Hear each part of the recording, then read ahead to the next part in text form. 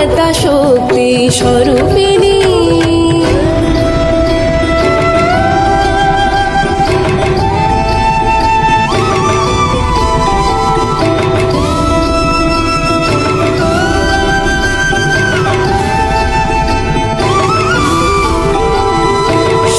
শক্তি উভয় স্বরূপা ভালে শোভিত সুধা পর, চতুর হস্তে ধৃত অস্ত্র পাশঙ্কুশ ধনু স্বরূপ।